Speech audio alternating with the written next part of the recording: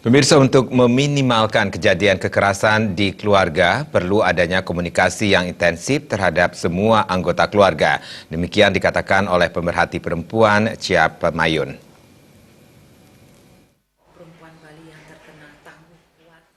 Pemerhati perempuan Cia Pemayun mengatakan sangat prihatin atas kejadian di mana seorang ibu yang tega membunuh 3 buah hatinya. Tetapi kita tidak boleh serta-merta menghakimi si ibu yang benar-benar bersalah.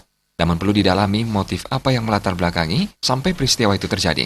Cia Pemayun menambahkan, perlu peran semua komponen baik pemerintah maupun masyarakat khususnya keluarga untuk bisa meminimalkan kejadian kekerasan di rumah tangga dengan cara membangun komunikasi yang intensif antara keluarga dan masyarakat sekitar.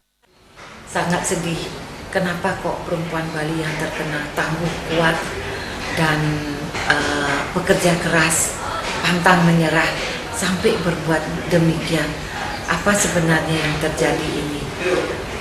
Menurut saya mungkin kurangnya komunikasi di antar keluarga untuk menyelesaikan satu masalah.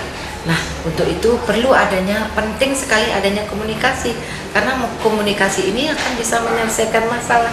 Tanpa komunikasi kita mendam sendiri, kita sendiri yang mau menyelesaikan masalah ini kayak gini jadinya. Maka penting bahwa mari kita komunikasikan apa masalah yang ada.